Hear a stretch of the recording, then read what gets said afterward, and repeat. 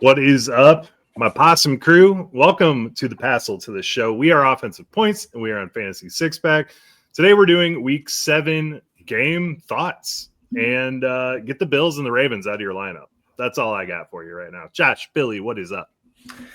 So I'm checking my notes here, and it says that don't quote me on this because I wrote these notes. Actually, it's just a blank piece of paper. But I don't think we lost a single running back this last week. So clap to that. We lost a lot of running backs the last couple of weeks. Been really rough. Did lose a lot of wide receivers. So some fun flex options, some fun streaming options. I think we'll get into a lot of that with this Game 7 previews. But man, what an injury bug season, and the wide receiver position was hit hard this last week. And honestly, now I think about it, I don't think quarterbacks were really hit hard either. It was really just wide receivers this last week. So make sure to check those statuses because Wednesday's practices were weird, and a lot of people are still practicing but probably won't play. I'm curious to see how this week goes with practice. So a lot of people popped up this week, man. Josh Downs today, we found out he's not practicing. I didn't even know he had a concussion. I saw him get hit. And then Marvin Harrison, concussion. So Garrett Wilson, Puka, a lot of big players too. Like it's a scary world out there right now for fantasy. And these are make or break days, man. This is the comeback. This is the continuation. This is the beat the good team who lost a bunch of players. All these weeks are in the middle are real grind weeks. And this is where you set yourself up for success. So it's true. This has been a real dark time for my fantasy, so we're just going to get right to the fun stuff.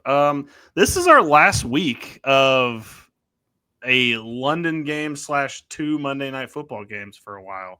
I don't know when we got onto the schedule of every week we're going to do Thursday night, Sunday morning, the Sunday afternoon slate, afternoon, obviously night, and then we have a 2 Monday night game.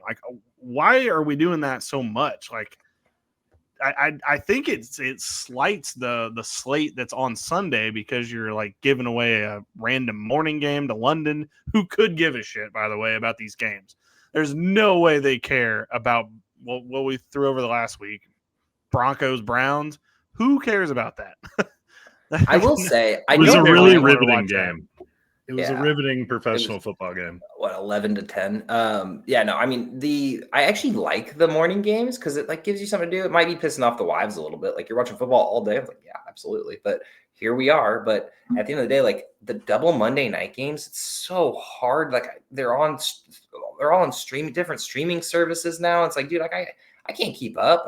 I'll watch them both, but it's then I'm taking care of my kid, trying to eat dinner and watch 2 football games on an iPad and a TV. And it's just a lot, man. You know what I mean? Just make it 1 Monday Night Football game. That's how it is. It's I also can't figure out whether I like the overlapped games in case one of them sucks or the back-to-back games. We're doing back-to-back this week instead of overlap. Those are better. I can't tell which one I like. I can't tell which one I like more, honestly. I don't know. Because the night one is not going to get over until midnight. And so it's I don't know if I need to stay up that late doing football. It's difficult if you're cheering for one of the teams. I'm a big Bears fan, and I was watching it, and pretty much as soon as the Bears came on with that overlap game, I was just all right, peace. I'm going to go watch this other game, and I'll track it on my phone. But I would like to watch both Monday Nighters, and ideally just one Monday Nighter. At least at a time. I will say, though, that at least those 2 games were both intriguing and close games, until the Bills couldn't come back anymore. But they were at least good fantasy games for most people out there. We got a big Drake London game, Bijan, doing his thing. And then DeAndre Swift, my man, finally had his breakout game. It's probably his best game in a Bears uniform. I want to know how many people before the season had the AFC top 4 as Indy, Pittsburgh, Chargers, and New England. That's the top 4 in the AFC right now. And the top 4 in the NFC is Buccaneers, Packers, 49ers, Eagles, which actually I think more people would have understood that. Maybe not the order of that, but they would have understood that. Yeah. But the AFC is such a shit show right now. The Buccaneers and Indy being the top 2 teams is the craziest thing right now. Baker's bacon. So is apparently Indiana Jones. I have the support. I love Baker Mayfield. I don't care how much dirt I threw on his grave 2 years ago. I'm back. You should start burying more people because when you start burying people, they come out and break out. So I don't know. Can you bury RJ Harvey, please? I would love. Thinking about burying Justin Fields, but we'll get into the game previews for that. Yeah, So we're on to week 7. My fantasy life is a total disaster. So I'm just going to look forward to doing this podcast each week and just hope for the best, honestly, because it just feels like every week I'm losing something else, another piece to the puzzle of my team, and it's just very frustrating. But whatever. We're all in this together. Everyone out there who's winning and thriving, good on you. I'm glad. I'm happy. Kudos. I'm literally happy for you. Yeah, so week 7's kind of make or break. You're either like 3-4 and you still think you can, or you're 3-3 and you still think you can make a run here, or you're 0-5, 1-6, and 1-5, and you're like, nah, I don't know if this is going to be the year for me. And you know what? If you're in Dynasty, now's the time to start trading. If you're in redraft, have fun. All right, first game on the week 7 slate is Pittsburgh at the Cincinnati Bengals at Paycor Stadium in Cincinnati. First thing I want to start with for this game is Flacco. I put in the notes, Flacco bringing the Bengals backo. What do we think with this core? It does seem like they gelled a little bit better. The good thing is with Flacco, as old as dirt as he is, he still knows how to throw some passes that are catchable to Chase or Higgins. They lost Gesicki. He got put on IR this week. What are we kind of seeing here? Should we be buying in? I mean, I think if you are in, you're kind of in. But like, what are you guys expecting from them this week? Yeah, I mean, 20 targets between the two of Chase and Higgins is like astronomical. I mean, 12 and 8 for Chase and Higgins, respectively. Honestly, I love to have them on my team, but I'm not going out and trading for them, if that makes any sense. Like, don't sell them because I feel like you're at an all-time low. I mean, even Chase is probably still ridiculously high, but T. Higgins, people are probably going to start. I think that he's a buy, but do not sell. That makes any sense. So if anyone puts T. Higgins in a trade, I think that might be it. I mean, 8 targets, and man, he's just missing that little 30-yard catch that he's almost getting every game. So Flacco definitely puts him in a better position for that. I don't think you can buy Chase personally. I don't think anyone's willing to, and I don't think it's worth it at the end of the day. Probably giving up too much. Yeah. At that point. No, it's definitely, as someone who has Chase in a lot of leagues, it's great. There's hope having Flacco there, right? I mean, he put up over 200 yards against the Packers, which is not an easy defense to do that on. So their schedule also for the fantasy football playoffs is fantastic. So I think, you got to feel pretty good having him. We're going to hope Joe Flacco can stay healthy at his age throughout this season with that offensive line. And, just ride out the Bengals here. Yeah, 100%. On to the Steelers side of things. They look fine. I know they're like one of the top teams in the AFC North, and I mean, they're probably going to win the AFC North, barring a dramatic Lamar comeback. But I just don't know what to make of this team. Like, the 2 running backs, did Jaylen Warren make you all feel better about that? Is it still a Gainwell-Warren split, and it just happened to break Warren's way this week? What did you guys vibe from that for a stingy Browns defense? What did you all take away? Dude, it's pretty much just even. Like, I mean, if you look at it target-wise and carry-wise, I mean, Gainwell's a little bit more pass-heavy, so if you're in a PPR league, maybe Gainwell's worth the start. But I don't really think either of them are automatic starts. Like, even though they could finish as running back 2 or running back 1 in a game, I just am scared of putting them in my lineup. Like, it doesn't seem right. Obviously, this is the Bengals, so, like, you can play them in this game, but I could see one going the other way, like say Warren hits and Gainwell fumbles or vice versa. I could see it just being a one-man show. I'd hate to be on the losing end of that deal. This is the one week where it's like, sure, if you want to roll the dice, but I think they're no more than flex plays, and you got to be pretty desperate to be putting them in your lineup, in my opinion. I completely agree with you. I mean, they're basically splitting the passing work even. It would be great if we could say, like, hey, Gainwell's going to be the receiving back, but Jaylen Warren had 6 targets a couple games ago too. So, and we're seeing Caleb Johnson come back after we wrote him off as dead. He played, 19% of snaps last week. It's just a headache all the way around. I don't understand why we're trying to do. I guess they're like, well, let's let him out of the doghouse. Let's see if we can get something. And then he still does absolutely nothing at all. So I don't know. I feel like we just maybe need to put the Caleb Johnson, put him on ice for a little while. We'll get him back in the mix next year maybe, but let's just roll with Gainwell and Warren and see where it takes us. There might even be a chance that Caleb Johnson is fantasy relevant this year. I mean, later in the year, like we talk about these cold running backs coming in, like when the weather gets cold, and it's Pittsburgh, man, it gets cold there and it rains and snows and sleets and all kinds of shit. So it's possible that he does have a role at some point, but at this point, it's not worth rostering. And the way injuries are working out, though, I don't know. Maybe if you already have him, don't drop him for nothing. Well, in Dynasty, you already got him, right? But in redraft, sure. I doubt you're rostering him.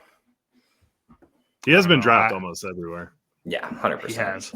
I did see Darnell Washington get picked up in a couple leagues. I just want like public service announcement. That's not it, man. Like it was they even said they had a scheme for him against the Browns. Like that was why it worked. Like don't rush out and pick up.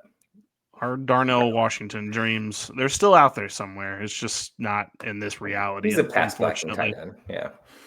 Yeah. In my head, Godzilla. It just makes so much sense to throw it to Godzilla. Like I will never understand it, Joe, why we're not doing that. However, they just need an extra O-lineman out there, and I respect that. Sure. But do that. That works for me, I guess. If that's Dan Campbell would love to have Darnell Washington on his team for the 1,000% offensive line sneak outs. Play a game. Yeah. He would be reporting as eligible like 5 times a game at least. They would never do anything with him except for maybe once, but he would be reporting as eligible a lot. Sorry, Dan Skipper. By the way, this might be the oldest. I don't know if it's still Brady Rodgers, but Rodgers Flacco might be the oldest QB competition. I think it's going to be NFL history. I don't know, but I mean they have to be. They're both over 40, right? Like they have to be. I think Flacco is 40, and Rodgers I think is 41 or 42. So, it's a little that's why they put this on Thursday. It's a little matinee for all the old people out there. You don't want to get quiet into Sunday. Get this one out of the way early. When you go to Bridge Night, it'll be on in the background. 100%. This is exactly what's on at Bridge Night. I have the Pittsburgh Steelers winning this one. Sure. I want the Bengals to win so they keep playing. That's where I'm at. Okay. Yeah. It won't be my survivor pool pick, the Steelers, but I definitely, hope I just feel like the defense holds here. I don't know if we need to tell you to sit Chase Brown at this point, but I think everybody should be sitting Chase Brown in this matchup. You can at least. I think you should be trading for him. I know, Joe. I saw that is your feelings, and I know that you think he's going to come on later on in the season. The problem is at this point you don't know when to play Chase Brown because you don't. Even though he's going to get the volume, and he's probably going to continue to get the volume. I don't unless Joe Flacco can start figuring something out to make it to where we can get a running game. This O-line is just never going to let anybody run anywhere this season. It's just not going to happen. It's horrible. I know Josh vetoes it, but if you look at the start of the season, he played 4 of his 5 games have been against top 10 defenses, rushing defenses. It's not great, but he is so cheap right now. If you can get him as your 5th running back on your team, he gets Miami and he gets the Ravens in the fantasy playoffs, and they have not stopped anybody on the ground. So, hey, Kyle Sensa from Fantasy Six Pack will agree with you guys for some reason on Chase Brown, but that's probably because he has a lot of stock in him. We'll talk more about that next week. I mean, this Steeler defense did just shut down Judkins, so I don't really feel good about Chase Brown being the one to buck that trend. But no, we'll see. Trade for him after anything can happen. Flacco. Yeah, Steelers win. All right, we're going to London. We're back. Another overseas game at 8 a.m. It's going to be fun. It's the Rams versus the Jaguars, which before the season I'd have been like, I don't know about that. But 4-2 teams. Definitely think that's something to go off of here. So my main question for this one is the Rams. Probably we're going to be without Puka, even though that guy's a magician. He comes back from any injury, so I'm not going to doubt him out completely. However, he was limited in practice today, which is wild. I'm shocked. I'm shocked that he could have a chance to play. However, let's just speculate since we're doing this on a Wednesday. Everyone out there already knows that by now. Speculating on a Wednesday, they have Devontae Adams. Who is the other person in this offense? Because we know somebody's going to get some work. Who else in this offense would you maybe trust to throw out in a flex spot with all the injuries out there? I'd say I'd say it's Atwell, but he didn't even get a catch last week, and that scares me because he gets that deep ball every once in a while, and they're going to probably need it without Puka. but Whittington's the safest. Something tells bet. me Whittington. Something tells me Yeah. Whittington. I feel like a 4 for 60 game could happen for him, which in a PPR league, that is a serviceable flex. If you lost Garrett Wilson, Puka, like all these guys that aren't going to play this week, potentially, like that's not a bad score to get in there. Yeah, and Whittington definitely passes the eye test. It's awesome, but I would want to throw. I'd throw Tyler Higbee in the ring too, because kind of seemed like he picked up on targets after Puka went down last week.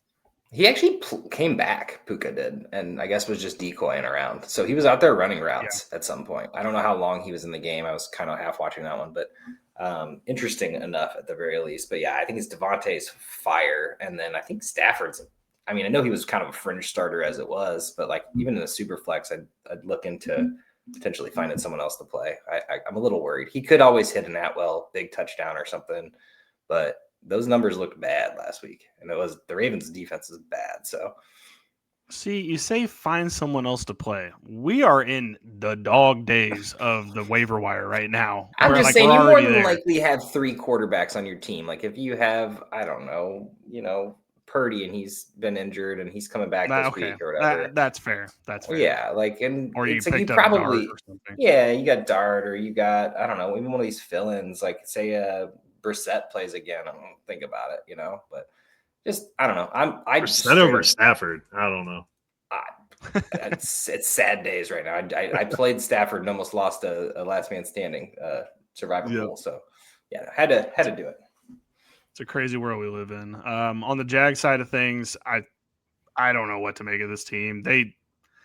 Every time I watch them and think they're done, this is finally over, they cook something up. So like while I think the Rams are going to go blow them out over there, who knows? Who knows? They could pull out what they did against the Chiefs on us randomly. It was nice to see BTJ back in back in action.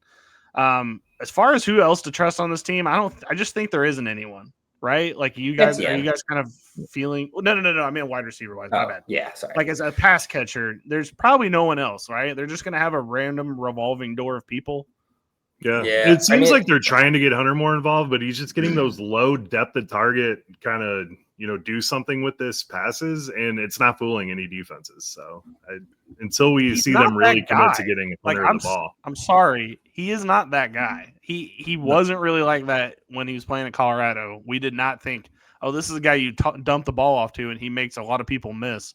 That was not the game I got from Travis Hunter. So I don't know. I think he's Tyreek Hill light, right? Like he's that guy to win the jump balls, even though you'd think he would never win the jump balls like he did 2 weeks ago. I mean, it's that guy who's going to come back to the ball when you can't throw it to him. Like he's going to go and make that play whenever it's up in the air. He's a jump ball receiver. I'm not a jump ball receiver, but he's a down the field receiver. Like, and just get him the ball in space.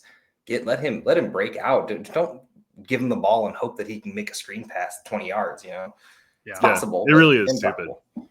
No, you're right. That catch against the Chiefs where he was completely draped over the defender that's who Travis Hunter is. And until they embrace that, it's not. What I don't get is Liam Cohen had like McMillan last year, who Evans is off to the side. He's his own animal.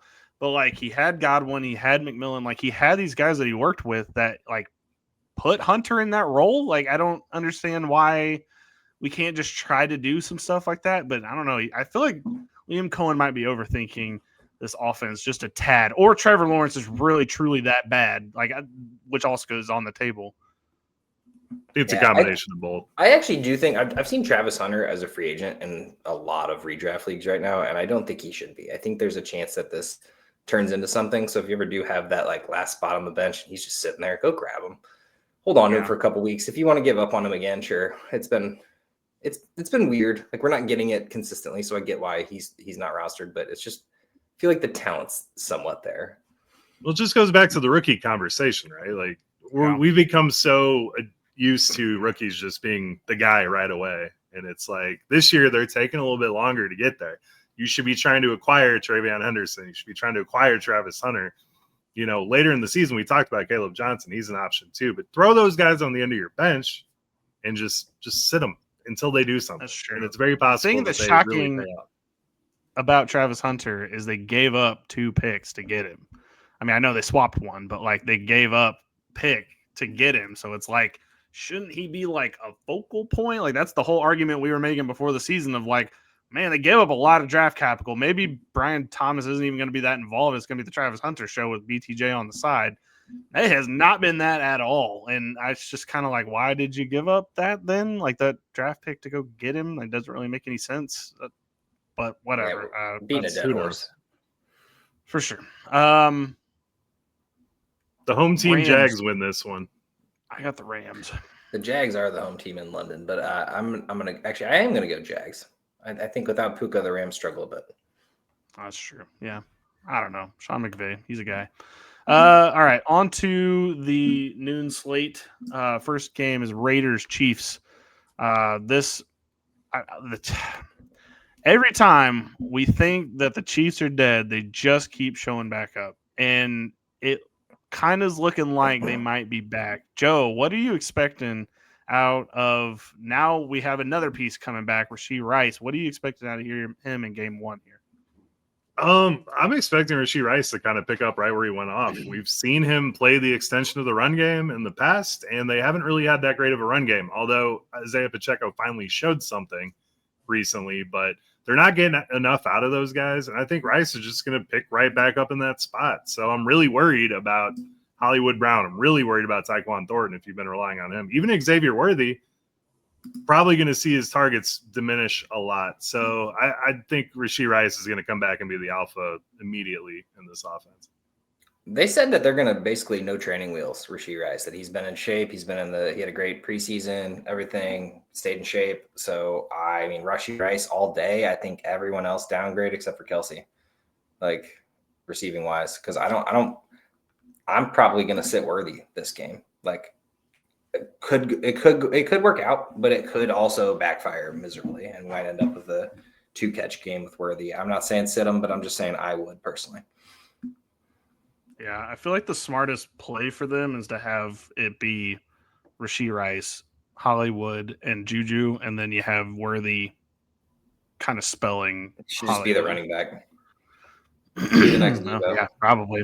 Although I will say Pacheco's working, they just won't give it to him. I don't understand. Crazy. It's so wild. It's every time he touches it, it's a 10-yard, 7-yard, 12-yard gain. I think he's averaging 5 yards per carry, or at least damn near close to it. And it's just like every game he ends up with 7 carries for 35 yards, and I'm just sitting here like, what are we doing? Yeah. And on the other side, Vegas is going down the drain very, very quickly. There's already mention of a Jacoby Myers trade. Brock Bowers is barely practicing. I don't know what's going to happen with this team, but it does seem like Jacoby Myers is not long to be a Raider for much longer. I saw that, the Giants cleared the cap space to acquire him. Possibly there's a lot of rumors going around. What does that do for the Giants? I don't understand what that. It gives them a wide receiver for them. That isn't. It does give them a wide receiver. Yeah, that's. I mean, they made it work with Wandale, but I mean, it would be nice to have.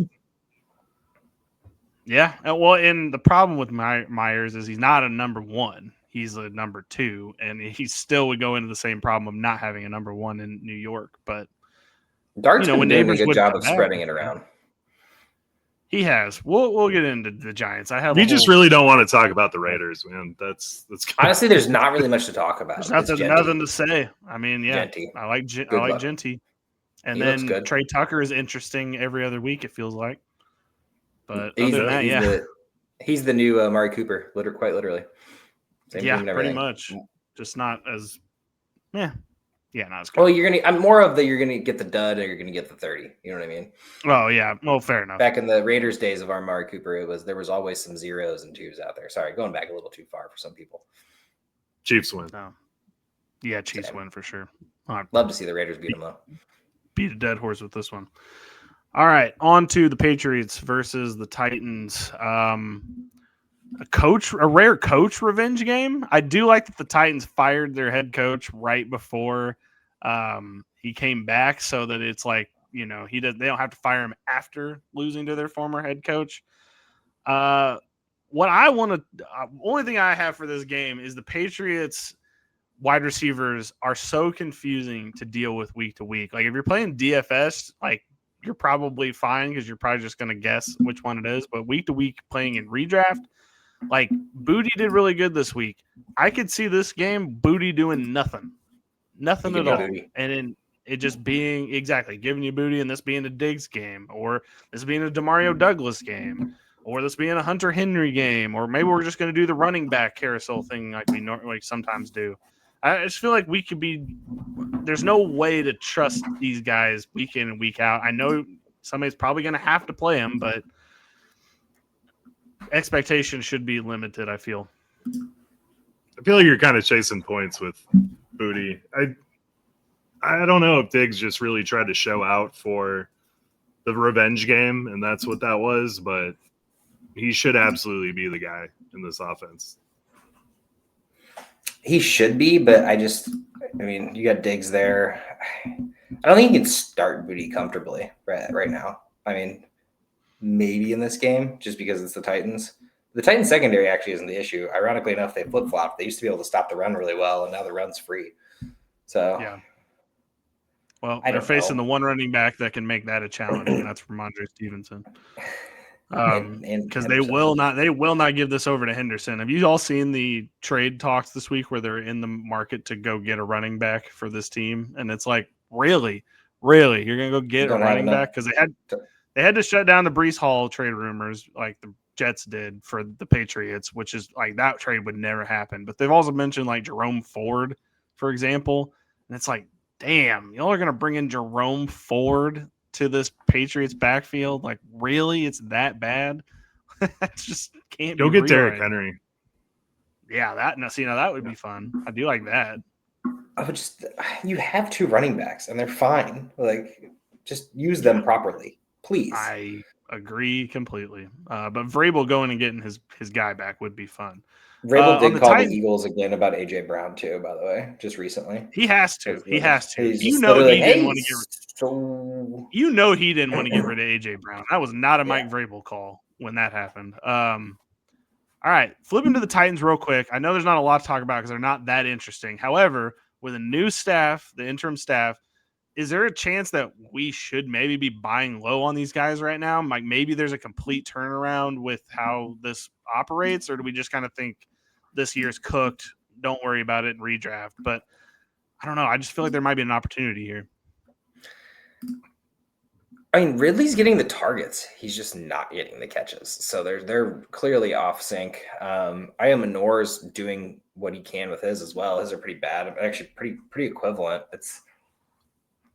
The receivers should be there. The running backs I don't want to touch. I didn't want to touch this in the first place unless you're just kind of having a bench guy. Like Pollard, Spears is going to just be a headache with both of them healthy. Whenever Spears went down, it was great for Pollard. You knew Pollard was going to get it. Like, running backs are rough. I mean, they're both good, but not this offense isn't clicking. And it's like maybe Ridley or Iomanor, but honestly, they're probably free agents. You should probably just go pick them up. I don't think you need to invest in them, really. Like maybe in Dynasty where you might have to float a 4th-round pick for one of these guys. I would trade a 4th for Calvin Ridley. You'd probably get it at this point. And I would be trying to get Ridley just in case there is some pep talk that is given that gets everybody fired up. Because you're right, outside of last week, I mean, he's hurt right now, but he's getting the targets. He should catch them eventually. But this whole team, and then you look at what's happening with Pollard and Spears, like, I don't think you can start anybody. Yeah. I don't. I just don't know. I just feel like every time you fire a coach, like the next couple weeks, like then things that maybe weren't happening before start happening inevitably just because the head coach was for some reason holding it back, which doesn't make any sense, but it just feels like that happens that way sometimes. I don't know. I guess we'll see what the Titans happen here. Patriots win this one. Oh, yeah. Yeah. Vrabel completes his revenge. All right, on to the New Orleans Saints versus Joe's surging Chicago Bears. Joe, I love your Bears. I just feel like they're not a great football team, but they're good. They're a good football team that any week they could potentially win if they don't make the complete most boneheaded decisions. Like other than that, they're a good football team.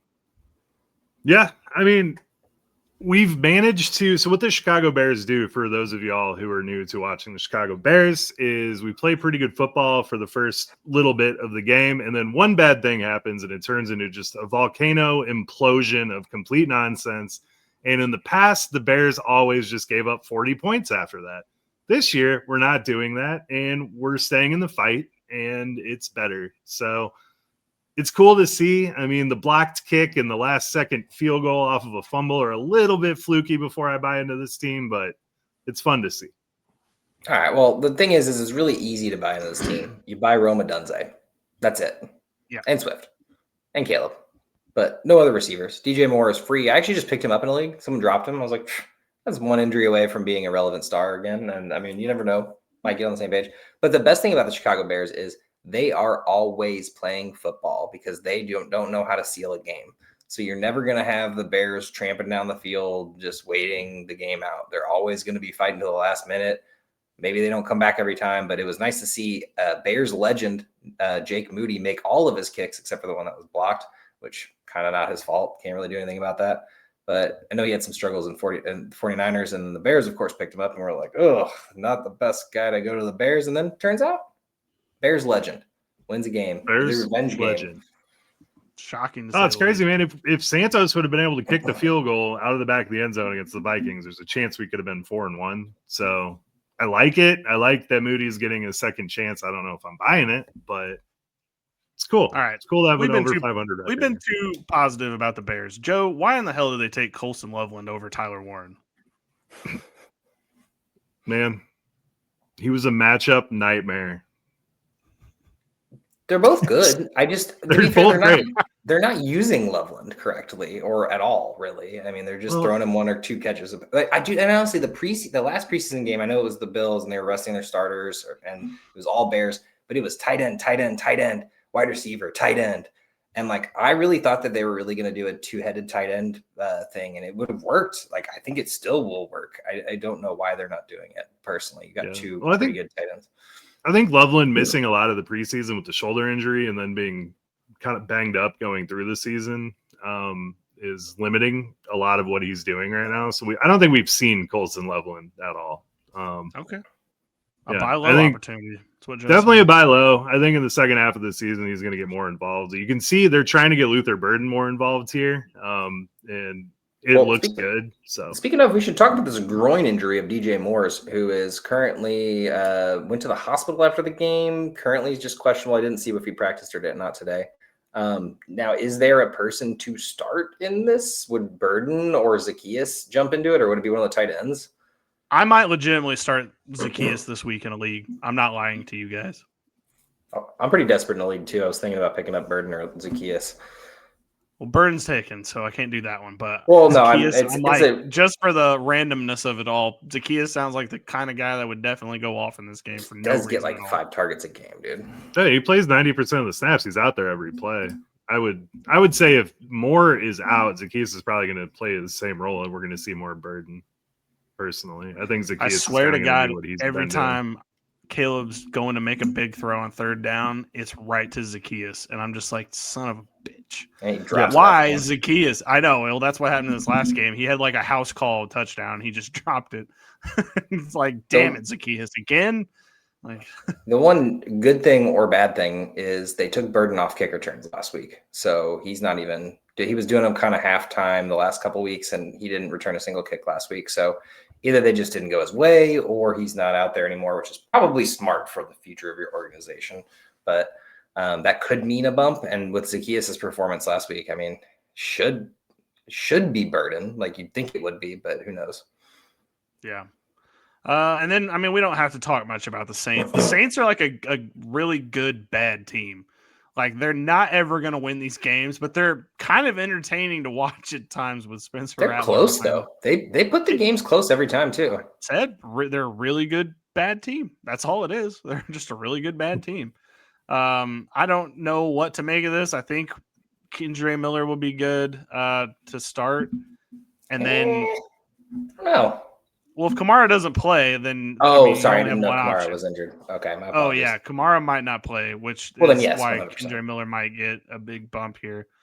If Kamara's playing, obviously it's still a nightmare. But that's probably a don't count on either of them. But there's only one Bears of them. did I would shut say you down. can start on both of them.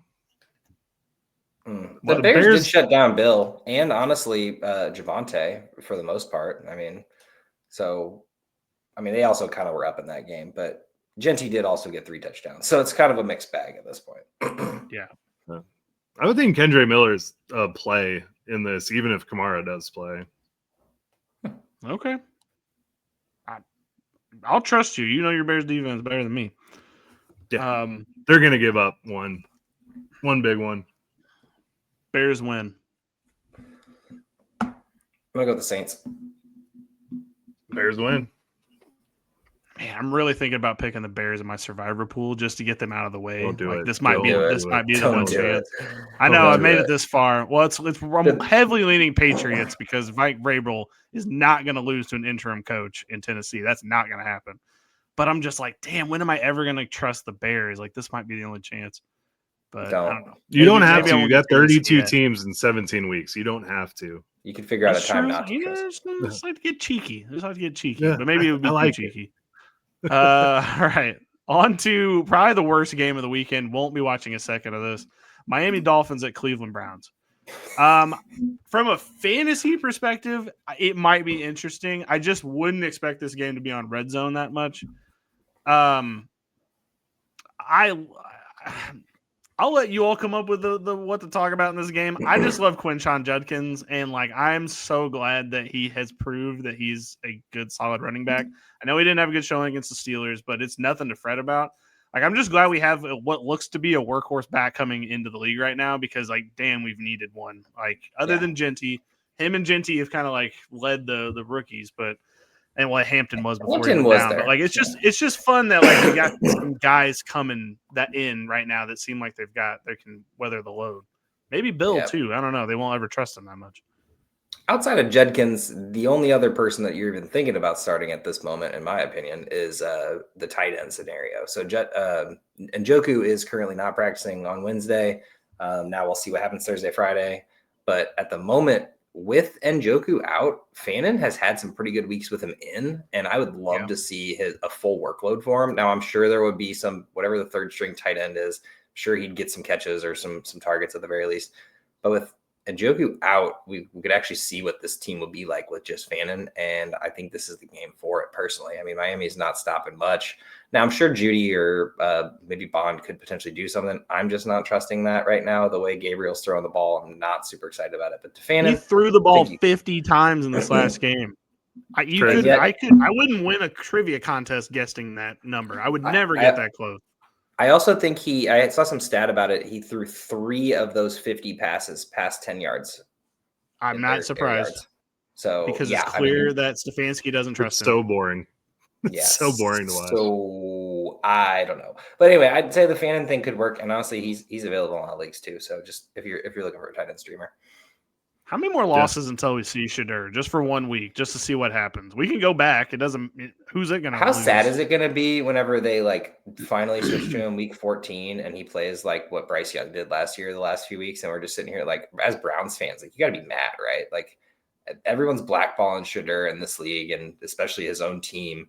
And your quarterbacks have looked god awful. Flacco had 1 good week, I'll give him that, but Dylan Gabriel has not looked good at all. Man, we have an epic showdown in 2 weeks. Browns Jets. Put the kids to bed. That is going to be an all-timer. I hope it's on Monday night, so we don't even have. Thank God they're hiding it in the noon window. My favorite thing about the Gabriel and Shadur thing is Andrew Berry and Stefanski both came out this week, and they said that when Deshaun Watson comes back, they're just waiting for Deshaun Watson to come back. Oh my God! You guys are real when that's happening. They did not. You guys are insane. You drafted 2 rookies, you signed Joe Flacco, you had Kenny Pickett, and you're just oh yeah, well when Deshaun Watson comes back, what are you even talking about? I'd say it's a bad time to be a Browns fan, but I can't remember a good time to be a Browns fan. So sorry for your fandom. I'd just be mad at the owners. The 60s was pretty kind. I mean, we're going to hear Shadur chance soon. If they go 1-8, it's going to be Shadur chance. They asked for this. we'll quickly get through the Dolphins. My question was answered of who's the wide receiver 2 on this team, and there isn't one. Nope. Ta-da! Like that's the Darren answer to the Waller. question. It's Jalen Waddle and it's Devin DeChain, and there's no other starts on this team for the foreseeable future. It's just the way it is. You can start Waller, but you can also not but if he get didn't that score that touchdown, he wouldn't have done. Yeah, if he wouldn't have gotten that touchdown, he he wouldn't wouldn't have done shit last week either. So, like, I don't even know if I trust that. I don't know. I am worried about Achane this week. The Browns are just locked down. Yeah. The reason I'm not worried about Achane is because he's still valuable in the passing game, and it's not just screen passes. He can actually catch like wheel routes and actually go out there, and I think he can get past that line of scrimmage. Now I'm worried about Tua staying alive from that front, but Achane gets enough targets, especially in these kind of games. So even if he ends up with like 30 rushing yards, he's going to have like 10 targets and probably 8 catches. So should be able He'll to be fine. Just worried about him. Yeah. I mean, I want him to stay healthy. Let's just say that. You got to hope your RB2 goes off this week to make up for it. Fair enough. Damn, this is literally one of the toughest games I've ever had to pick between because, like, do I trust Dylan Gabriel to win a football game? Hell no. Do I trust Tua and that garbage team to win a good game either? No. On the road, I honestly don't know. This could be a tie for all I care. Like, I don't know. Maybe I'll say the Dolphins will figure out a way to actually break it. And I say break out, but like, get 20-something points, and the Browns won't be able to catch up. Well, yeah, I like the Browns. You could probably win by 14-10.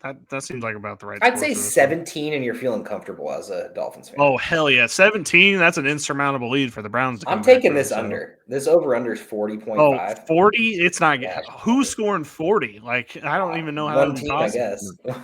Yeah, exactly. I will say. That'd be the only way. All right, 160 yards over or under for Judkins.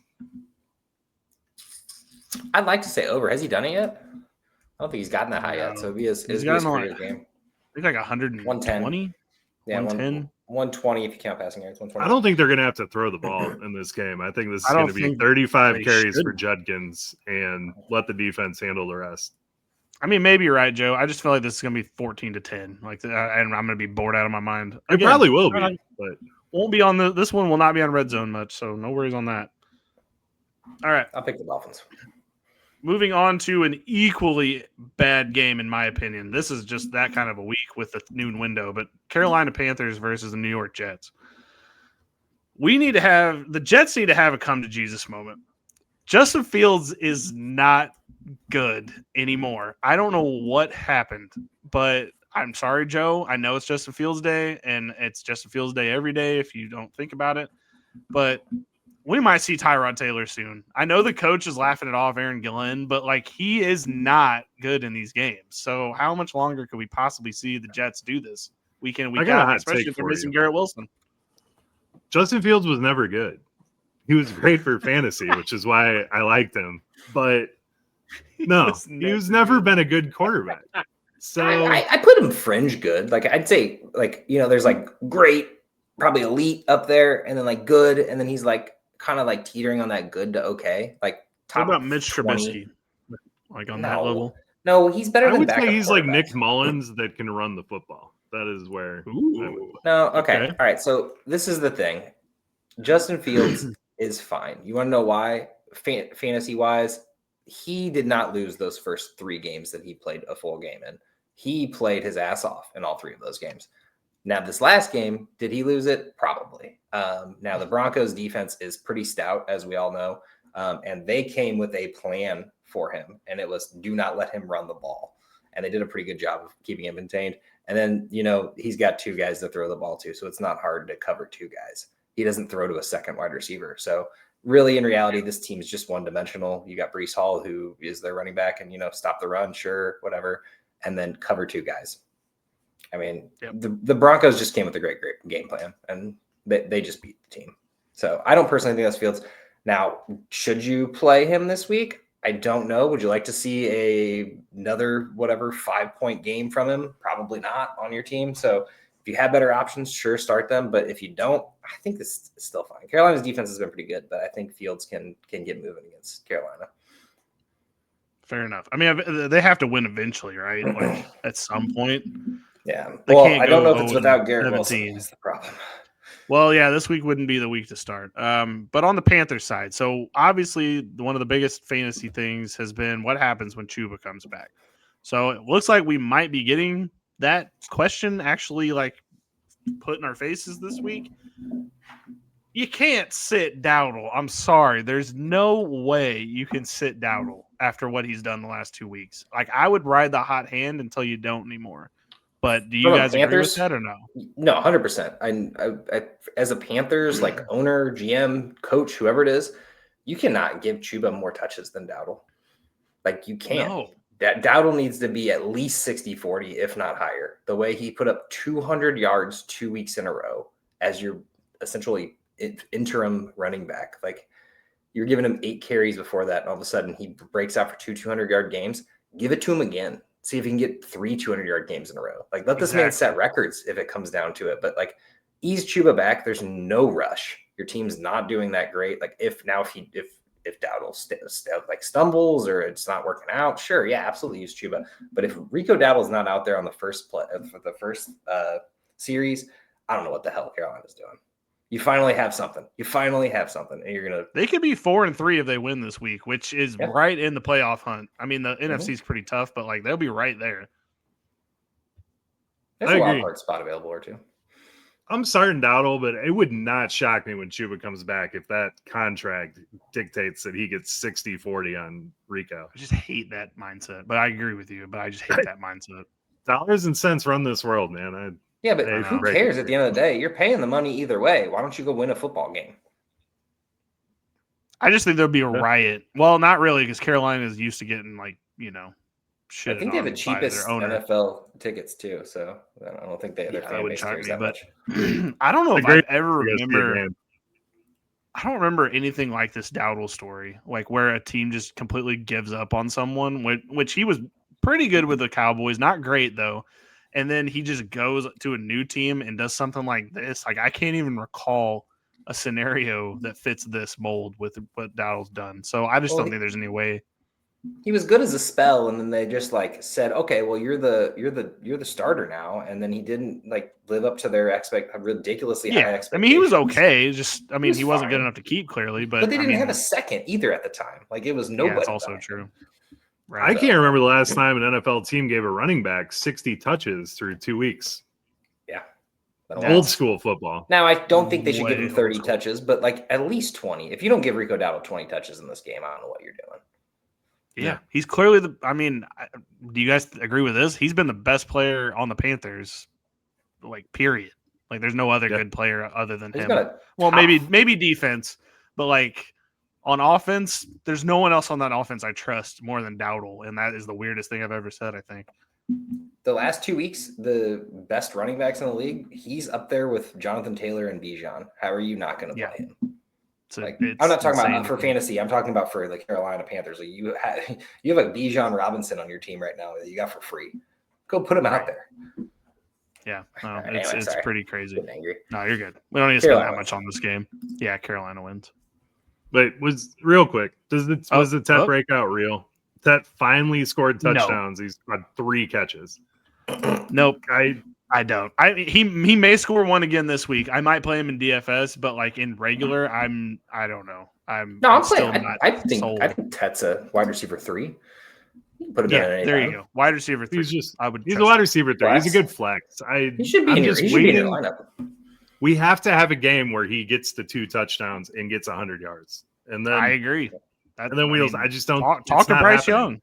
Well, let's calm down, man. He's a rookie. We're talking about these slow starts with rookies. We weren't expecting this. We weren't expecting a wide receiver 5 for him. He's wide receiver 20 something on the year. That's the problem is they don't have anyone else, so it technically should be him. If you want to talk to Bryce face to face, have him pull up a step stool and ask him a question. See why he's not throwing to Ted enough. And I guess we need to talk about one more thing. The Cokeheads were probably really excited, got all amped up for the game, and then didn't get to see him. Should be back this week though. Full practice on Wednesday. So, yep, get a new baggie. All right, good guy to get on the bench. Yeah, it is a great guy to get on the bench if your waivers haven't run yet, or have run but yet just sitting there. All right, next game. Philadelphia Eagles playing at the Minnesota Vikings. Josh, I'll just give you the floor. What do you want to do with this offense? Like, what do you want to talk about? I mean, there's not much to talk about. The offense actually isn't the issue here. Now, Jalen did miss 2 deep balls in 2 games, which is unfortunate and would have won both games essentially, or at least put him in the game on both of them. It's not really off by much. Like, I know that the media makes it sound like it's this horrible thing. Like, Hurts threw a bad pick, bad read on that one too. I mean, there's been a couple bad plays here and there, but honestly, overall, they're scoring 20 points a game. They're throwing for 2 something. Like, you can't say it's not a passing game. What they need to do is run the fucking ball and just stop with the haters. Don't listen to the Jalen Hurts can't throw, because we just watched it for 2 games in a row and lost. He's thrown for almost 300 yards in both games, and we still lost. So, you know what we should do? Just run the football. Just run. You Saquon Barkley, and they're very one-dimensional. All their runs are the same. They're the exact same play. Everyone knows it's a run. It's 3 on one side, 1 on the other. Just watch it. 3 on one side, 1 on the other. Pistol formation or shotgun formation. There's no like I formation. We had this fullback that we were going to use. He got injured. We have another fullback. We've used him 3 times, I think. I don't even say do I formation. Just do single back. Like, you don't need to have all this. Not everything needs to be from the shotgun. So we'll get that out of the way. My question: 4 tush pushes in a row, though. 4 tush pushes in a row. They just it was something. It's mythological almost. They methodically marching down the field. No, I will say they just killed the tush push with those 4 plays. Everyone hates it. Yeah, everyone pretty much hated it already. But they wasted 4 minutes and 4 tush pushes and got a touchdown. Everyone they still should do it for an entire drive just to piss everyone They off. almost did it just for that. But they only got like 4 was good, but those are rookie numbers. We need like 10 in a row. Like that. I would pay so much money to just see 20 tush pushes in a row. This is the last season. The last season that it's available. They might as well use it while they got it. They got. I mean, this is their. They got to make a Super Bowl run out of this. It's like I want to hear. I mean, they could waste an entire. It's the last dance. The last push. The last push. They'll do that. They'll do that in the Super Bowl. They'll just do like a drive. That'd be an amazing documentary. The last push. It's the end of the tush push. All right. Anyway, I have a question for you guys. Do you guys think an AJ Brown trade is inevitable, or do you think this is media noise? I have my opinion. I don't see why they would do it. Exactly. So yes, do I think that it could happen if he makes enough noise in the locker room to like where he's that mad? Sure. But like, what does that do for the Eagles? Like, they need something. Like, I don't know what good that does. And not that they've used AJ Brown a ton this year, so I'm not really that whatever about it. But like, come playoff time, we're gonna need an AJ Brown out there. That's all I'm saying. Oh, 100%. Yeah. No. And honestly, you say they haven't used him. He's had 9 targets in 3 games and 8 targets in 2 games, and one in the first game. Yeah. Where he complained. They just need to go out and sing Kumbaya and like take a canoe out and see some loons or something and just have a team bonding thing. Vision quest. Yeah, I think if they could do a vision quest with Aaron Rodgers, that would be ideal. But I think it's just a Super Bowl slump is what it is. And it's hitting them harder than because they were so used to just walking down the field and everything worked instead of like run worked in this game, pass worked in this game. Everyone just needs to chill out. Literally, everyone, including the media. The media just hypes up the Eagles. Everything's wrong with the Eagles. Meanwhile, Josh Allen's out here throwing 3 picks to lose a game. Like, I mean, now they're definitely rattling him a little bit now. But if it was one game that Josh Allen did that, like, well, that happens. One game the Eagles do it, something's wrong with the team. They just love saying it. There's something wrong with the team. The team wins. They lose games. It's football. You're not going to win every game. So, sorry, I just want to. Yeah. I mean, Dallas Goedert's having a hell of a season. That's a Kevin Patullo thing, by the way. He is in the game plan for sure. 1,000%. Which is wild because they didn't even want him on the team. They were like, "We'll get rid of him," and then they're like, "All right, fine, whatever." That's a guy you got in the 11th round, and he is just making it up for you.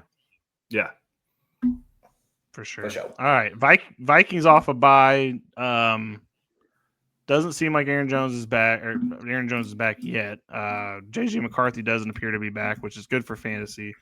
Kind of just rolling everyone out there. I'm getting a little concerned about TJ Hawkinson.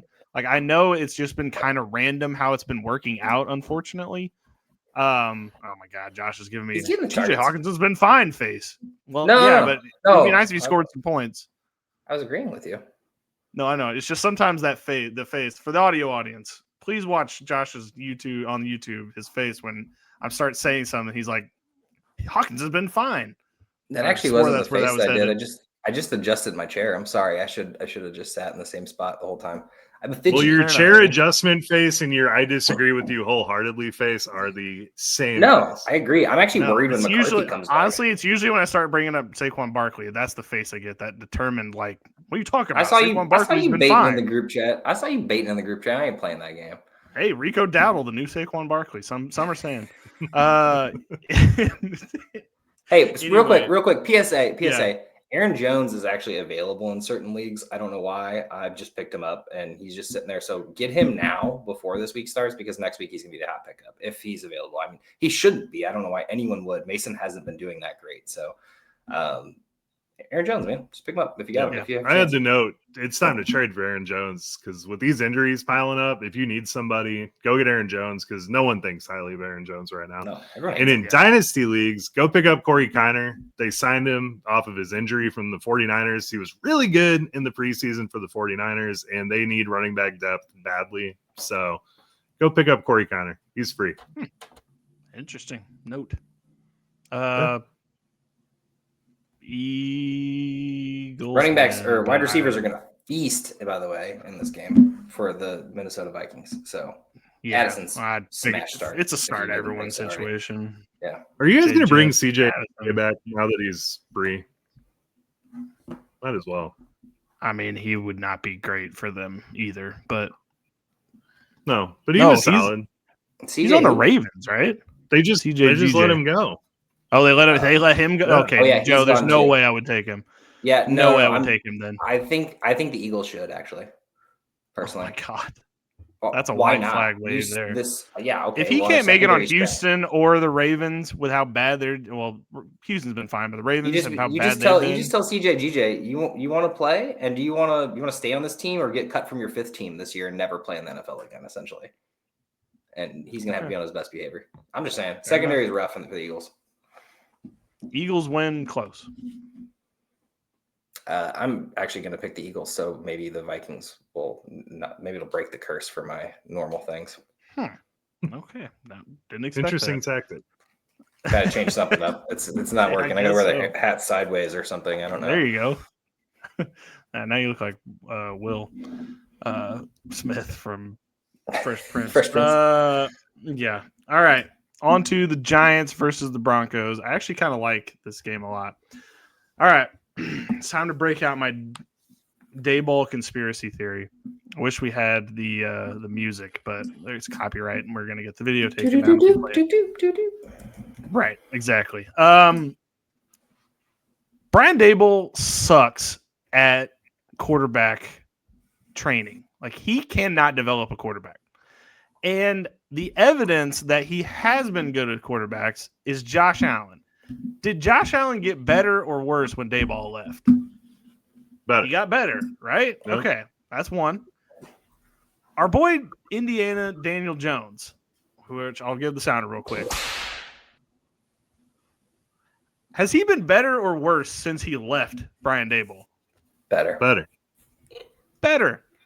And now he's got Jackson Dart, who looks like a stud out there, but he's kind of doing it in a like freewheeling style that doesn't seem like it's actually going to work long term. Like, it seems like it's kind of flashy right now. It's kind of exciting. It's kind of cool to see him and Scatterboo out there tearing their shirts off, whipping towels in the locker room and stuff. Like, that's a lot of fun. But, like, I don't trust that Daboll's actually going to develop Jackson Dart into a good quarterback, and it's because he can't do it and has never done it. I want to go ahead and piggyback off of this and tell you, do not start Jackson Dart this week. It worked against the Eagles because we have no edge rushers. So we got the pressure collapsed around him. He ran around, and then our guys just stopped. And I think that's why Zadarius Smith retired, because he just looked like a fool out there every single time. Maybe it's cancerous locker room. I hope not. But, if Scatterboo puts it in your face, you got to kind of rethink. Maybe I don't need to be here anymore.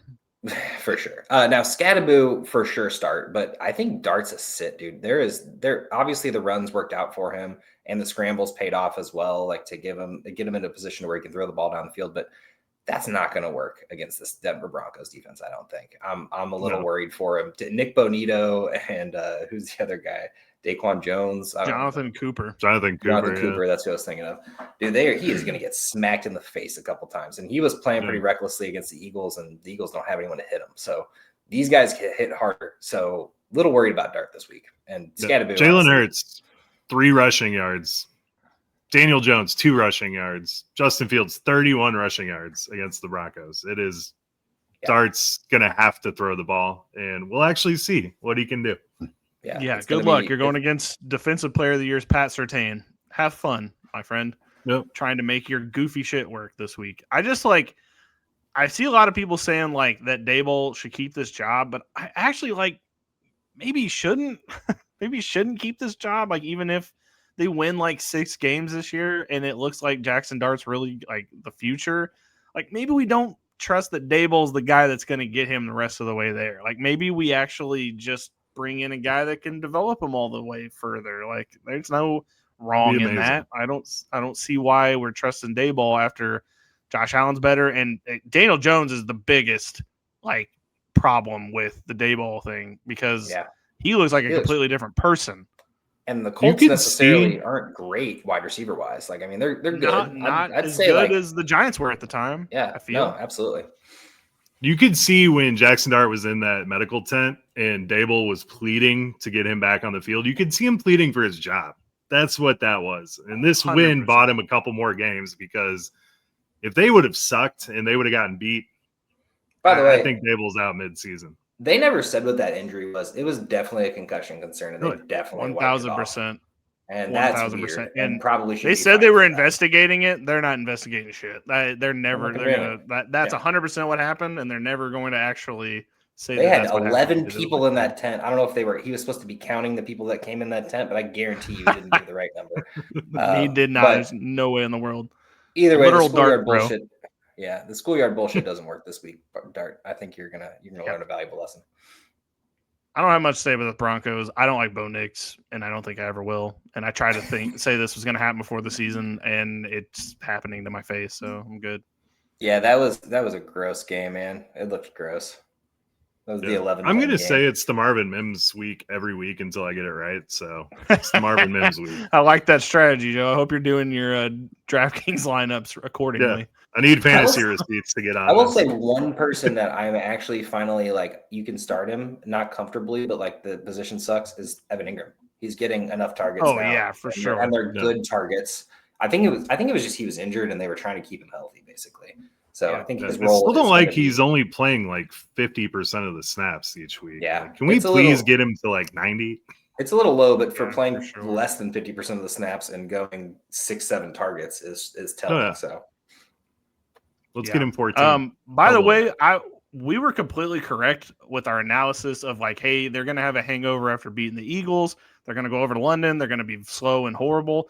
We just didn't account for how bad the Jets are. Like they let them off the hook for playing terribly in that game. Like, like everything we said was going to happen to the Broncos happened, except for the Jets being able to actually win a football game, unfortunately. So I'm not counting that as a loss. I know it was last week, but it is not a loss in my book. I think we got that correct. All right, moving on to Indianapolis Colts versus the Los Angeles Chargers. Where has this Kamani Vidal been? Why is this now a thing? Like he did not look like this at any point last season, which made us all think, okay, they need to get a running back. I get it. I understand. Like, it makes no sense that Kamani Vidal, he's not doing anything out there. And then he pulls up in this last game, drops 124, and just walks out like nothing ever happened. And it's like, what the hell? Like, where did this come from? So is this a guy that we can maybe trust for the season now? I mean, Hampton's coming back, right? But like they said, Hampton's not coming back within that 4-week window, though. So yeah. Oh well, so Hampton, yeah. So Hampton's like you probably just struck lightning almost. Yeah, lightning in a bottle.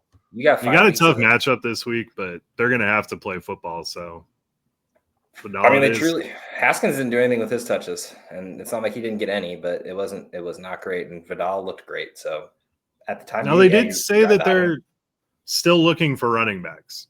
So I don't know what that means. I mean, Vidal was awesome. Obviously, you have no depth behind them, so you have to get somebody else if Omarion Hampton's going to miss time. But I mean, until we hear otherwise, Kamani Vidal's your dude.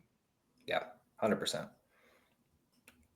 Also, still worried about this passing attack. We touched on it the last couple of weeks, but Herbert is just not hitting. And honestly, we were talking about all those people who did good this year. Those people all have Keenan Allen, George Pickens, and they're currently like downward trajecting. Like look at your top man of your league. They have one of those guys on their team, probably. Yeah, maybe a Bijan or something like that, where Jonathan Taylor, JSN or whatever, but more than likely, they got one of those guys, and they are going to be trending downwards because Pickens eventually CD's coming back, and Keenan Allen is just non-existent right now. I mean, well, and then there was no QJ this week, right? This past week, so no like that took targets, and then McConkey didn't. I mean, it looked good on paper because of what the game script was, but without that catch at the end of the game to get them into field goal range, that he wasn't having a great game either. So he did good enough. I'd be fine with that. I mean, catch, it was like a 30, 40-yard catch at the end? Like that put him over 100. He had 5 catches for 40 yards and a touchdown. I mean, at the end of the day, like that's what you're asking for out of a starting person. But yeah, Keenan is just not doing it anymore. And I don't know what happened here. We had those first 3 games where he looked like a god, golden god. Something happened, but we'll never know. He had one bad game. 3 but then we got Gadsden, who finally is part of this offense. Sure. So that was kind of cool. I'm not buying it, but I'm not buying it either. Well, it's crazy because they had the run game, so you would think that everything would be going the exact same, but it's not going the exact same. No. Can we talk about how Indy's going to slaughter them? They probably we can talk about it. Yeah. I don't understand the Indianapolis Colts thing. I don't get it. I every week I watch them, and I'm still other than they have Jonathan Taylor. That's the thing. Like they have probably the offensive player of the year so far on their team, and that's what it really is. Like I guess I don't need to be thinking what's the one of the best tight ends in the league. But and then Tyler Warren is showing up and showing out week in and week out. So yeah, I mean, I guess I shouldn't be shocked, but it's just Daniel Jones. Like Daniel Jones is on this team. It doesn't make any sense. Yes. Speaking of just a quick flex, I did say, I believe it was in the Hot Takes episode, that we would have another rookie number 1 tight end, and it's looking very likely that that's Tyler Warren. At the end of the episode, I have a recap of our Fireball bets, and we will get into. We have a Tyler Warren specific one. Oh, I love that. So yeah. Is there any more Indianapolis Colts stuff? I think Michael Pittman is probably a good play after being in the dark zone last week, not playing very well. Yeah, I think Pittman's still. I think with Josh Downs being out most likely this week, we're probably going to see Warren get a couple more targets, but I think Pittman's going to be the big beneficiary of that. So I think it's a good week to get Pittman in your lineup. And then, I mean, Jonathan Taylor is just going to destroy this defense. We saw Bill put up over 100, and then we saw Achane just kill them last week. So Jonathan Taylor is. I think Taylor's defense improved. I think he could play the Cleveland Browns and still get 100 yards at this point. He will. This might be a 4-touchdown game for Jonathan Taylor. JTT. Colts win, right? I'm actually gonna go vice versa and say the Chargers. No, you know what? I'm gonna go with the Colts. I disagree with myself. Okay, I was about Super to say, Bowl Colts. A bold time to pick Kamani Vidal as your guy. I don't know why I'm about to do that. Washington Commanders versus the Dallas Cowboys is the next one on the board. There's going to be a lot of points in this game because these defenses aren't spectacular, I would say, is the word I would use. Might have CeeDee Lamb back, which is exciting. It's been a couple weeks since we've gotten to see him. Might have McLaurin back. And yeah, we might have McLaurin back. So this might be a full heavyweight fight both ways. So what are your guys' expectations for this? So just touching on the Washington side, McLaurin coming back, I'm curious to know if you guys think it helps Debo or hurts Debo or Ertz. I mean, those are pretty much the two guys that were affected. Luke McCaffrey catches 150-yard pass. I don't think that changes. Jalen Lane was supposed to be the fill-in for McLaurin, never really did anything. Does Debo actually do better now? Because he was kind of feasting in the beginning of the season. I think so too. I think the pressure's off a little bit, right? Yeah, they need that deeper threat to this offense to make it work because a lot of their stuff is underneath. I mean, even what Ertz runs is underneath a lot of the time, especially in the red zone. So I think having McLaurin out there is huge for them and should be good for everybody. Yeah, true. We'll say, just because it needs to be mentioned, Debo did not practice today, but it does appear as if it's just a rest day for a heel injury that's been there the whole season. So I just feel like it needs to be mentioned just in case Saturday he's not playing and we're just, we didn't talk about it. Well, the good news is this is going to be a shootout, so you're firing up everybody, right? Like, yeah, I don't know who you're sitting, honestly. Maybe Flournoy, although you should be doing that anyway. Probably shouldn't have started him last week. Yeah, my question is that's just such a bummer. Lamb back. It is. I started him. I played Flournoy. With CD Lamb back, Love that. I think what's going to happen is Jake Ferguson's going to take less. Is going to be impacted more than Pickens. The Ferguson days over. The days are yeah. I've already trade offers for Pickens, and everyone's slinging Lamb's coming back. I'm like, dude, these guys are both top 15 rest of the season. Dak's throwing it nonstop. It's Pickens and Lamb. And the defense is so ass that like literally they're going to be in a shootout every single week. I honestly don't think it matters. I think Ferguson plays a different role than Pickens and Lamb. I don't think it really cuts into anyone. And once again, they're throwing 50 times a game. So I don't think that really – I think all three of them are fired up. I think Pickens that was more just to point out that I think everyone's panicking with Pickens right now because they think that Lamb's just going to take everything from him. And no, they complement each other perfectly. This is what we thought was going to happen going into the season, and this is what we're getting. I mean, I don't think you're getting 30-point games from Pickens anymore. I think that goes back to CD. I think you go back to the 17, 18s, and you should just be happy with it because that's what you drafted him for. You got lucky that you got 4 weeks without Lamb and got a couple 30s. You know what I mean? Yeah. But I don't think you can still have a couple 30s. And it could still happen for sure. Definitely never know the coverage situation. But yeah, fire up everyone in this game. It's going to be fun. I do think this will be fun. A good America's game of the week for a change. Let's just be honest. Washington wins. Cowboys win. Yeah, I'd take the Cowboys. Okay. I just don't trust them. I don't know. I don't either. I know you hate them. Can't get there. This year, man, I just don't believe. All right.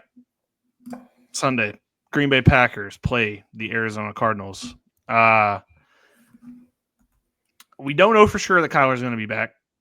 Jacoby Brissett actually looked pretty functional out there, which was bizarre because he lost Marvin Harrison Jr. pretty early in the game, which was like, okay, well, this offense is going to suck. Not bad. I will say it did not look bad after that happened. I kind of expected it to be a lot worse. So for the Arizona Cardinals, what did you take away from the Jacoby Brissett day, basically? I mean, it's good for McBride. Yeah, pretty much. True. Yeah, I didn't really see much of a difference other than the fact that there wasn't a scramble presence like Kyler has. Like Kyler can go and scramble for those 10 yards or whatever, and instead those go to McBride or Michael Wilson or whoever, So it looks better on paper from a quarterback perspective, but honestly, they accomplished the same thing, which I guess that's a good thing. Like we got a functional backup for the Cardinals. I still think this team's better with Kyler at the end of the day. But at the end of the day, this team is still a player or two away from contending. I just don't know what more Arizona. I just don't know what do you guys think would fix Arizona right now? I don't want to get too off on this tangent because we're an hour 15 in, but you think it's just a run game? I do. I think that was their bread and butter with Connor when they had Connor, and I think Trey Benson is Connor, like new Connor, right? So him going down really hurt everything because you got DeMarcado drop. The one game we kind of have to take out because they just destroyed. Who was it that they played? I don't even remember. Whatever they had, the run game worked that game really well. DeMarcado gave away the game, but the Bam Knight start is not working. Is the Titans okay? So it was the Titans exactly. It doesn't matter. Shouldn't have lost that, but. Bam Knight is like, I don't want to start him. I know he's the quote unquote starter, but he's getting like 14 yards in a game. And then Michael Carter actually looks better out of it all. But at the end of the day, I don't think you trust either of these running backs. They're just not it at this point. I mean, if you need it in a pinch, sure, I'm starting some. Is Amari DeMarcado going to get out of the doghouse though? Like that's what I'm curious about because clearly this last game they were like, we're not gonna do anything with this guy, but he did bust off a 75-yard touchdown that just didn't happen because he dropped the ball. Like, that did happen still. Like, it's hard to just say, okay, you're never gonna play again. They need to get rid of Drew Petzig. I think if you get Drew Petzig out of there and actually get an offensive coordinator that's decent in here, I think you could have a good team. But Yeah, you might. This offense he's running is so slow paced and just lackadaisical. I don't know. It's ugly. I don't get it. Yeah. There's no chance they even get even close to winning this game if Marvin Harrison's out with a concussion too, by the way. Just want to point that out. Probably true there too. On the Green Bay Packers side of things, I think other than Josh Jacobs and Matthew Golden, there's just really nothing week in and week out that you can trust. I do like Tucker Kraft, but he's kind of the same as Darren Waller at this point, where it's like if he didn't get that touchdown this past week, don't really think his, No, Tucker Kraft's a viable tight end. He's top 5. Yeah. At the end of the day, like it's sad, but it is what it is. Like, yeah, he had the big game. I don't know if that says more about how bad the position's been or the fact that he's, did a lot early in the season, but he's his favorite target at the moment. And honestly, I don't think Matthew Golden's startable. I mean, in a pinch, sure, but I don't think you're starting Matthew Golden. The 3-4 targets is not it. Like, I don't want that. Like, sure, hopefully he hits a 30-yarder, but if he doesn't, you get 3 catches for 20 yards. That's not what I like how much you hate the Packers. It's unexpected in certain ways. I've always hated the Packers, so that's not. Oh, really I know. It's just I always forget, and then we talk about a player on them, and you're like, Chris Watson. I hope he dies, and it's like, you want to start a guy who's getting 5 or 6 targets a game?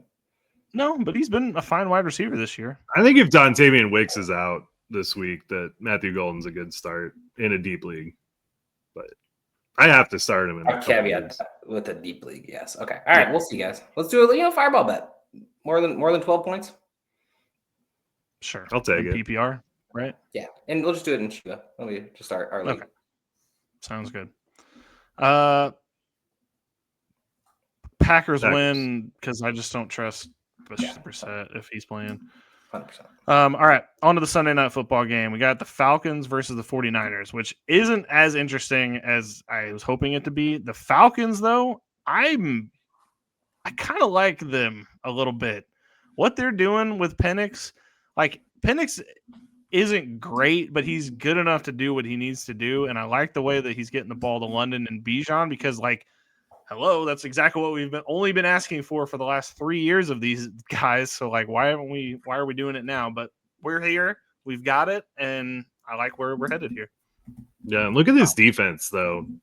No 100-yard receivers allowed, no 100-yard rushers, no 200-yard passers. I mean, the Falcons are insanity. By the way, I was just about to say, I think last week was a little fluky. The Bills' defense is also just complete trash at this point, which still makes no sense to me. I don't understand it. I'm worried about Falcons players. Now we always knew London and Bijan would be good. I don't know if we ever realized Pitts could be as bad as he has been, or at least he was in that game. He just looked so unathletic. They're throwing him, for one, the wrong balls. They're throwing him screen passes that he's supposed to make something happen. He's not quick enough to make little cuts like that. He fell over twice, I'm pretty sure, on 2 screen passes and just didn't do anything with it. Throw the ball down the field, 15 yards down, 12, just in a slant to where he can run afterwards instead of having to make cuts. Stupid. I'm worried about the Falcons this week. Obviously, you're playing London and Bijan, but at the end of the day, I don't think you're getting the big games like you did. Well, Bijan you will because he catches 12 balls to bail Penix out every time. So, yeah. I don't know. It's Baker was making water boys look good against the 49ers last week, so I'm really not that concerned. Baker's built different. He is, but some dude named Cameron Johnson was relevant in fantasy last week, and it's who the fuck is that guy? I don't even know. You don't know Cameron Johnson? Yeah, I don't. Cameron with a K. K Johnson at first, I was like, what? What's Keyshawn doing? Is he wearing Keyshawn Johnson's number 2 at 19? He is. It's like, what awesome. What is happening? How did he get out there? They're that desperate?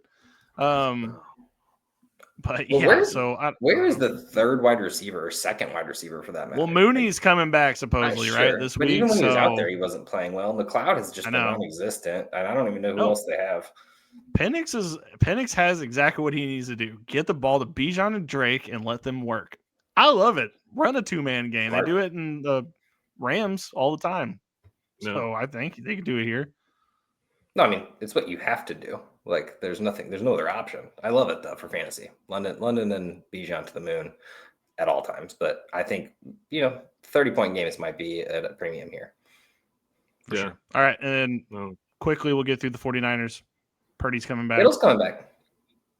Maybe. Can we trust Kendrick Bourne with Purdy? Oh, I was about to say it might be the end of might be the end of the Kendrick Bourne renaissance. We got to see this. I don't know about Pearsall. Is Pearsall coming back too? That's great. No, I don't think Pearsall's back. I haven't heard him, but I do. Pearsall comes back, you play him. Kittle comes back, you play him. Clearly, I mean, tight ends is a hellscape. Bourne is on the bench. Pearsall's still out. Back. Even if Pearsall's out, and even somehow if Kittle doesn't make it back, I think you wait to see if Purdy actually likes Kendrick Bourne. Yeah, it's just he's definitely on the bench for this week. But it's just so tough after the last 2 weeks because you're just like, he can do it. But wait, actually, didn't Purdy play with him once? Week 4? Did anything happen then? Or was that was week 5 the breakout? Nope, never mind. Yep, you're waiting 1 week just to see. I think it's still it seems like Mac Jones might be playing this week too. I don't know if Mac Jones is playing. Go for it. Said, even though this pass Shanahan said that Mac Jones is less injured than Brock Purdy right now, which doesn't put a whole lot of confidence. That's how we put it. So. I love that. I love that word. That word use there. It's pretty fantastic. I mean, honestly, I feel like Bourne probably still play him if everybody's out wide receiver wise. Jennings is. I think you might have been right, Joe. I think you might have been right about Jennings. Yeah, I 100% right. Trying to tell you. You can dye your hair whatever color you want. Doesn't make you good. Falcons win this game. Yes. 49ers win. What happened between the Falcons and the Panthers should be studied for years to come, by the way, that 30-0 loss that didn't make any sense. And then other than that, and then they beat the Bills. So it's like, what? All right, on to the duo Monday Night Football games. Bucks, Lions. Look, you're starting all your Lions. We don't need to be complicated about that. The Bucks, though, is a little bit more interesting because it looks like they're definitely not going to have Godwin. Ibuka looks like a long shot, I think, to play. So Mike Evans might be coming back, but other than that, what are we doing? Is it Shepard? Is it Tez Johnson? Is it Otten? I'm in a league, and I have to play one wide receiver role, and I have Mike Evans, and I have Sterling Shepard as a backup in case Mike Evans doesn't play. That's where I'm at right now. I feel like it has to be Shepard. Tez Johnson's fun, could hit a deep shot, and probably will. But I think someone's got to catch the majority of the passes. Someone's got to do the dirty work, and I feel like Sterling Shepard's that guy. I don't know what the answer is. I feel like Cade Otton's more involved, personally. I think he's a great streamable tight end. I think this might be the Mike Evans breakout game if he's back. Because he's really the only one there outside of some backups, as you said. Well, what sucks is you're obviously not going to know until Monday. Dude. Does suck. For Evan. So you won't know. Well, that's why I have Shepard. That's why I have Shepard. Well, no, I understand you do. I'm just talking to the audience at large of like maybe need to make a people here. Yeah, there's 5, 10, 15, 20, 100 people listening. So if they're listening, come up with a contingency plan. That's all I'm saying. Always have a contingency plan. And the good news is this is the first of the Monday window, is it not? Yeah. So you could hypothetically pick up a Jaden Higgins or who's that guy from the Torrey Horton, Seattle? I don't know. Maybe Cup. Cup might be a bit. Cup's had a couple big games lately, so probably not. Dalton Schultz, maybe. Yeah, if it's a flex position. I mean, you got chances. Or Cade Otten, for that matter. Cade Otten's pretty much free in every league at this point, I think. Yeah. It looked like last week it was going to be a Cade Otten game, and then they just stopped throwing it to him. It was the first 3 drives, it was just Otten, and then Notten. Yeah, I was in a bind like this last week with Kincaid, and it was rough. I think we're pretty good here, right? I mean, yeah. I mean, Dan Campbell did say this week he wants to get Monty more involved, so do with that what you will. It's not what Gibbs owners want to hear. More. That's why they need Monty involved. They need to hold that ball. You need to grind out. Gibbs is great, but when you get a 30-yard run, you're not wasting any time. They need, especially against Buccaneers, you got to hold that ball as long as possible. Not that Baker can't get down the field in 2 minutes. We've seen it every game so far. Yeah, this does seem like a gritty Montgomery game. Yeah, I think the Lions try to get right, but I think this is going to be it's going to come down to the wire, which Baker is pretty fire in that crunch time. So hopefully it's the Lions that have the last stand. Yeah. I got the Lions here. I have Baker. I can't bet against my guy.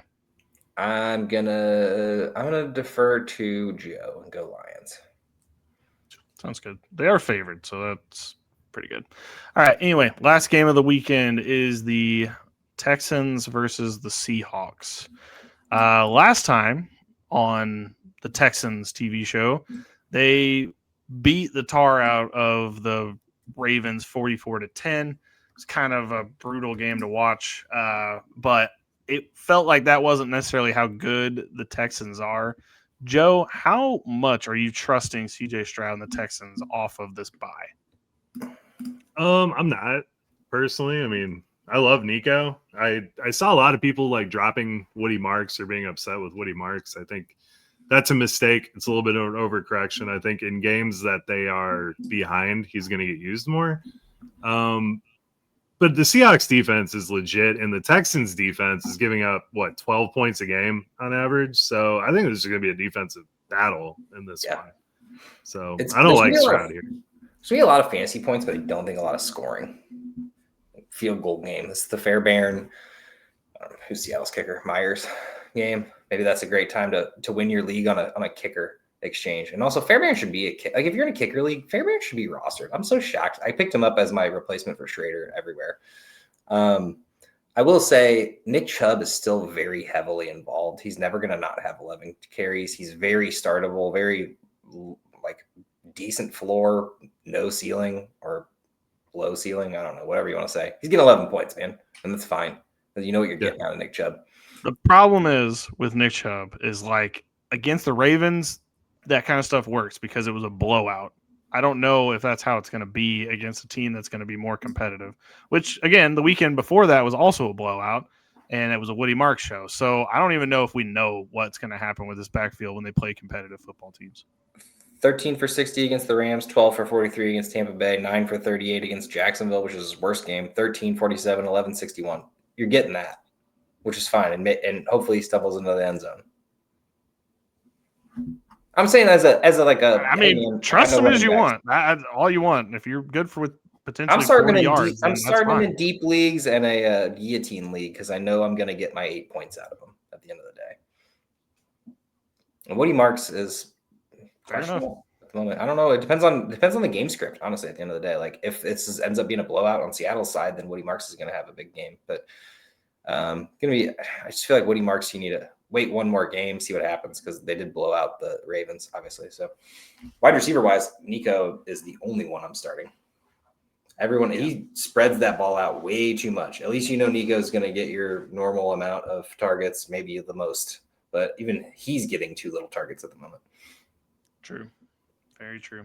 Seahawks side, it's JSN or bust. I just don't like the running backs. No Kenny W? No Kenny? No. I feel like week to week, it's maybe Charbonnet is going to lead the backfield and not do anything, or Kenny's going to lead the backfield and not do anything. One of them is not going to do anything. Or it could be both, like it was against the Jaguars. Right, exactly. It could be both that do nothing. So one of them is definitely doing nothing. It is. All those first-round picks finally paying off. Yeah, finally the Jags have built something. But, yeah, so I guess we'll see with Seattle. Seahawks win this game, though. Houston's not good. Yeah. Seahawks are on a roll.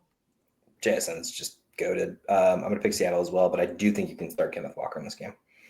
Yeah, JSW, man. One bad game. I can't wait till after the season because I feel like our dynasty rankings are going to be a little interesting when it comes to JSN. For sure. By the way, speaking of JSN, before we get out of here, speaking of JSN, remember when he was ranked like the 11th receiver off the board in like the almost third round? That's funny. Yeah. Currently, our wide receiver 1. Nobody trusted Darnold. Yeah. Due to the Puka injury, obviously, but he was still putting up the numbers anyway. Could have overtaken Puka as it is. But JSN, wide receiver 1. Literally the wide receiver 1. For sure. Okay. Let's go over a couple of fireball bets. I won't go. There's a list of 16. I'll go over the ones that right now. I mean, a couple we might as well take them already, but we'll wait it out just in case. There's one here for Ollie Gordon having 40% of the snap share for the Dolphins that you made, Joe, that you said he's going to have by the end of the season. Couldn't be me. By the end of the season. Exactly. That's why we can't take it yet. There's a Devontae Adams top 12 wide receiver in here, Joe. That's also you. Ooh, I remember when we thought Adams was the dude and going to take over some Puka role. Has not been the case so far. But hey, Puka's injured right now. There's a more rushing yards bet between Devin Neal and Kendre Miller. Josh, you're currently on the losing side of that one. There's a Bo Nix over 3,500 yards. Obviously, I'm no, and Josh is yes. There's DeAndre Hopkins to 10 touchdowns, Joe. That one's going strong, by the way. It could happen. If we can get Lamar back, that one's going to work. Yeah. We have a 3-way bet between A.J. Brown, BTJ, and Drake London.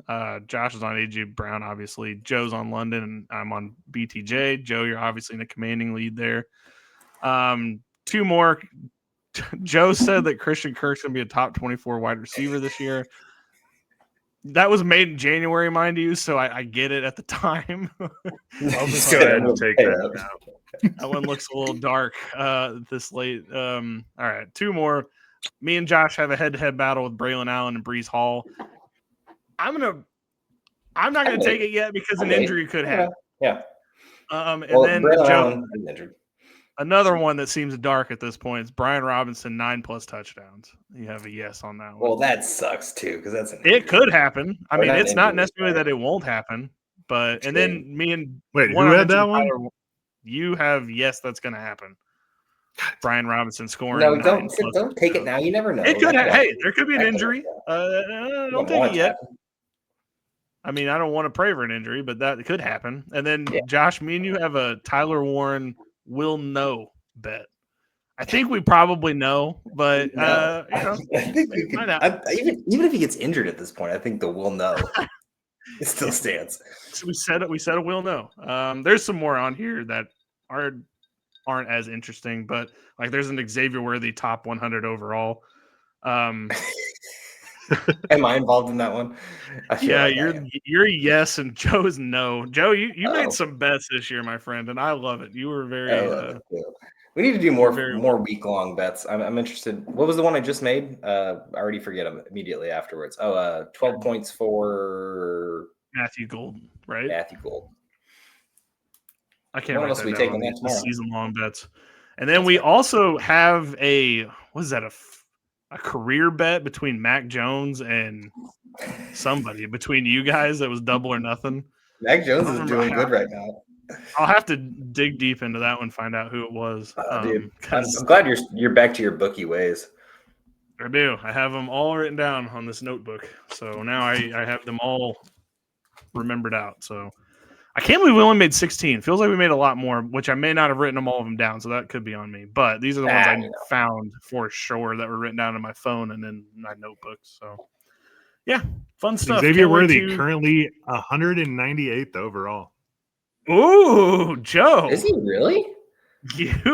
Joe, you might be cooking with that one. We'll see. I mean, he missed the first 3 weeks, right? Oh, okay, right.